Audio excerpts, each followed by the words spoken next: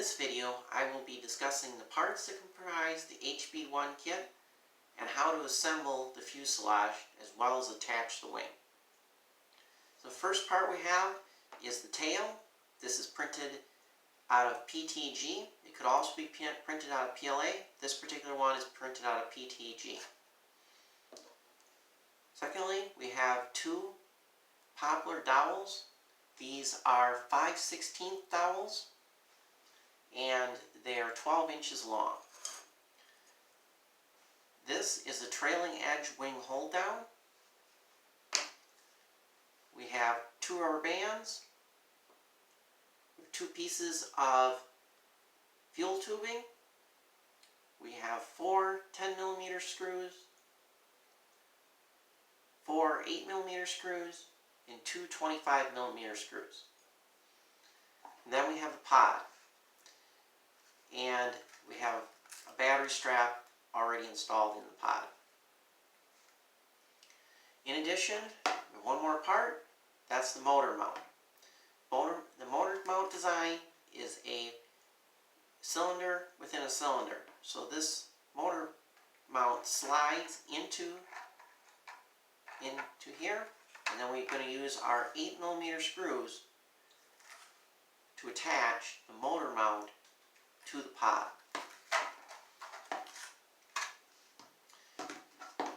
The motor is attached to the front of the motor mount with the 10mm screws. The 10mm screws are run into the motor mount from the back, and they're just tall enough to go into the motor. When you're installing the motor to the motor mount, you want to make sure you use a little bit of blue Loctite so that the screws don't start working themselves loose and come loose from the vibrations in flight. So a little bit of blue Loctite goes a long way on the very end of the screws when you're mounting the motor. So the first thing we want to do to assemble the fuselage is we're going to take our two wooden dowels and our trailing edge hold down. What we want to do is slide both rods into the hold down. And we want to set it on the table and take a look at it. As you can see, these are not straight, and that's intentional.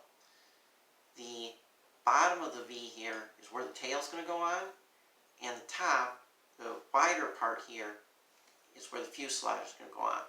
And we can adjust how wide the open end is by sliding the hold down further along the rod.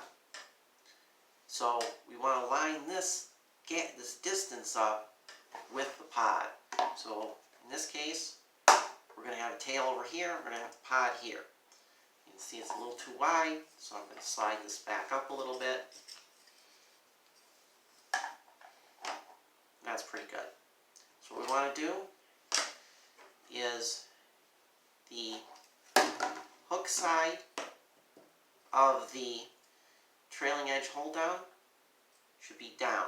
What we want to do is have that down, and we're going to take our tail, and we're going to slide our two rods into the tail. Now depending on our fit, may slide in just like that. We want a little bit of friction, but we don't want it so tight that we have to be twisting and pushing really, really hard on here. So we want some friction. Nice friction fit is what we're looking for. So we got that together. So what we want to do next is we're going to take a couple of servo screws, and while these don't come in the kit, you should get two with every single servo you buy, so you should have extras of these just from the servos that you're going to need for the wing anyway. So these little bitty servo screws, there's a little hole on the side of the tail. I'm going to take this little screw and put it into this hole. And you can notice this little window here allows you to tell that you've got the rod all the way back into the tail. So I'll go ahead and screw first little servo screw into the hole here. And what this does is it pins the rod so that the tail can't slide. I'm just going to flip it over, and I'm going to do the other side.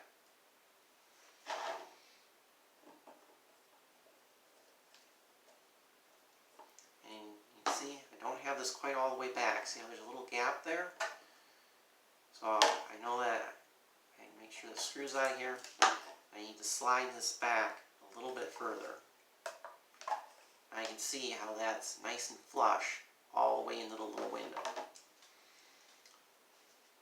So we'll go ahead and put the servo screw in.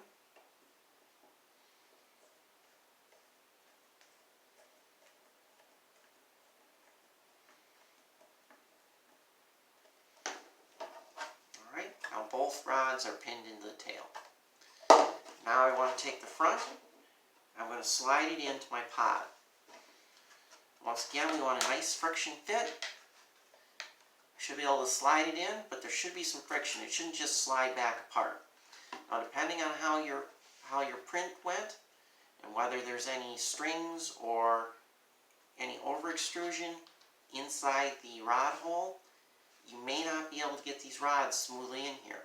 If that's the case, what you want to do is take a drill bit and ream out any little bits of plastic that are in the rod channel. The drills I like to use, I've got an 8.5 millimeter bit, and I also have a 21/64 regular bit as well. Start a little smaller and work your way out, because you don't want the hole to be so loose that the pod can just slide off.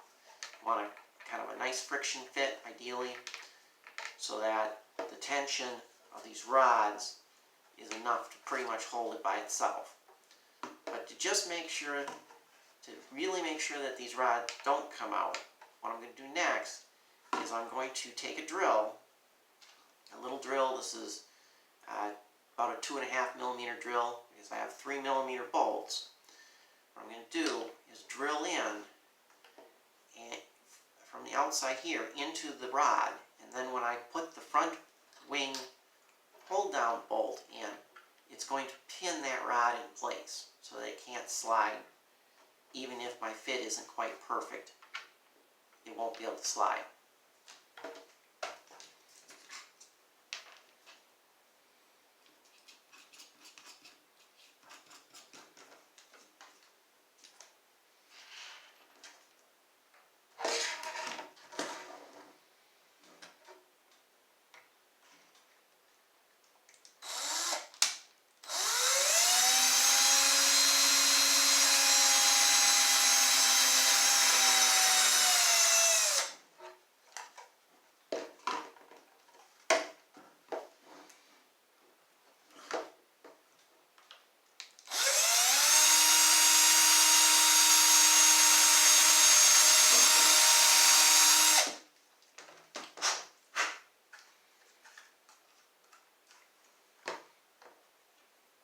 Now I'm going to take my rubber band, I'm going to take my little piece of fuel tubing, and I'm going to put it around the fuel tubing, and then I'm going to slide this in here and line up the fuel tube with the screw hole.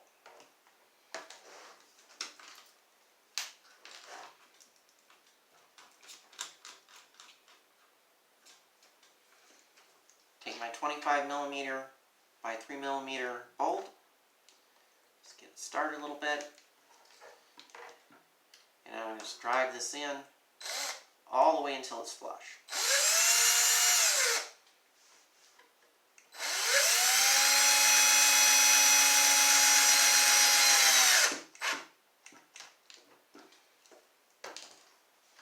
Alright, so now the bolt has gone all the way through the fuel tubing and into the rod. So now this rod is pinned and it can't slide back and forth. And if I pull on here, you can see I've got a lot of strength when I pull on this rubber band. So we'll go ahead and do it on the other side.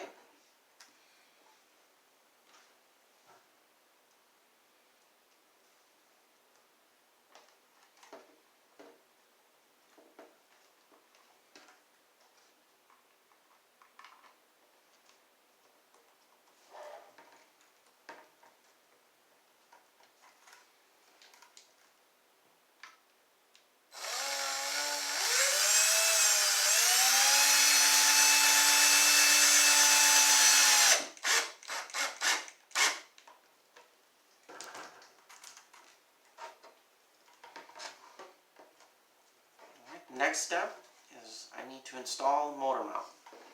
So I've got a couple motor mounts. You want to mount the motor to the motor mount first and then install the entire unit. So I've got two different motor mounts that I've already set up here. And as you can see, this one has shorter wires between the motor and the ESC, while this one has longer wires. Ideally, this is what you want, because if I compare these motor mounts to the pod, this one is a little longer, so I'll end up having to coil these wires. Now you can use the longer one like this. You just have to. You're going to have to end up coiling the wires a little bit. This is better. So we're going to use this one. So the first thing we want to do is take the radio wire, and we're going to slide this in. We want it to go underneath the battery strap. So I'm going to pull the battery strap up a little bit, and I'm going to slide the wire underneath.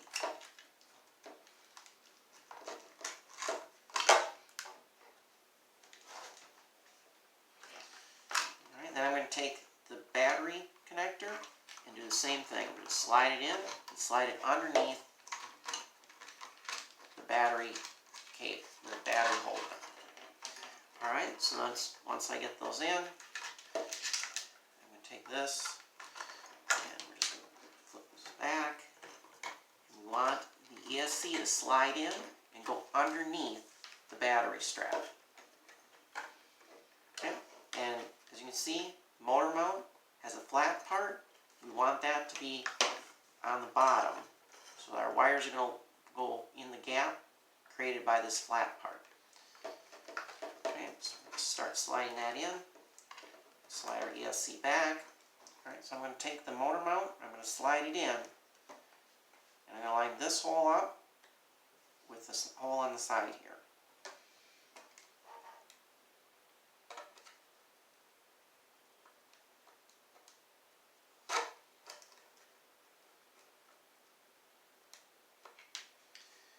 Once I got it lined up, I'm going to take an Allen key, and I'm just going to slide it in here.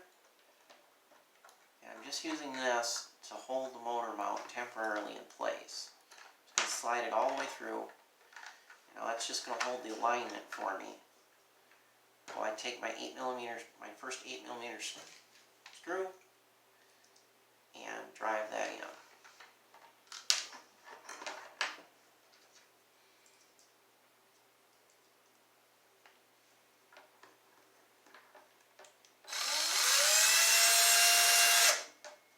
Alright, now that I got the first one in place, I'm done with the Allen key.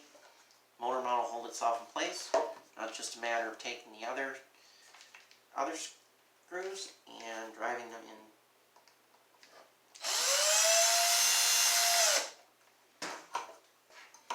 So now the motor is firmly pinned in place. I want to take the ESC and get it nice and tucked down in here. The ESC should be underneath the battery strap, beneath these little ledges. So then what I want to do is take the radial wire here, and I'm going to slide it through this hole underneath and out through that hole. There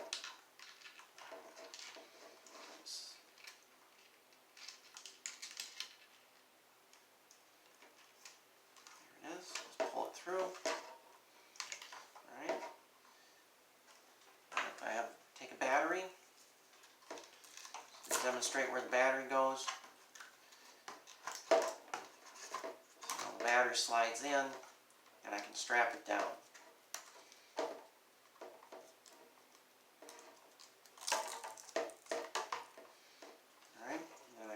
these together, and once they're plugged together, I can tuck all those wires down, and all these wires will fit down inside the pod. All right, final step is to take our wing and connect it to the fuselage. So the first thing we want to do is on the bottom of my wing, I have a little hole, and I'm going to take my wire and run it through this hole. Now that hole, on the back side of my wing, I got my receiver right here. So I'm going to take this. My receiver's already connected to the two servos out on the wing. I'm going to connect the ESC wire. I'm just going to tuck everything down, close this little hatch. And what I want to do is line up my wing. I'm going to slide my trailing edge hold down back a little bit so that it's back a little bit further than the wing. Then I'm going to take my rubber band and I'm going to pull it back and hook it on the first side. I'm going to pull the second one back and hook that side. Now this wing's a little beat up. I've flown it some, crashed it a little bit. You can see how the rubber bands are digging into the front a little bit. But we're going to make sure the wing is there. And I'm going to take my trailing edge, hold down, and slide it forward until it's lined up with the back of the wing. At this point, the only thing I need to do is, if I haven't already, I need to bind my receiver. If I need to get at the receiver, I can move these rubber bands a little bit and pop this hatch open to get at the receiver. And I can put my bind plug in or use the binding plug. And when I'm done, flip this little hatch shut, move the rubber bands back, and everything's buttoned up.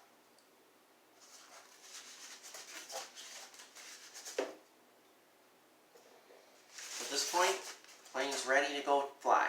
So there are two slightly different pods that are available. Some of you might have what I'll call the 1.0 pod, and some of you will have the 1.1 pod. And now the difference is, on the 1.0 pod, the rods do not come quite as far forward, and they don't line up with the wing hold down bolt. On this pod, you can see how the rod comes forward a little more, and it lines up. On the 1.0 pod, you don't have the ability to pin the rod into the pod. Now, if your fit is pretty good, it won't make any difference because the friction fit will be tight enough that you won't be able to slide it apart. Well, this one's pretty good. It's actually a little bit loose. You can see how I'm able to slide it apart.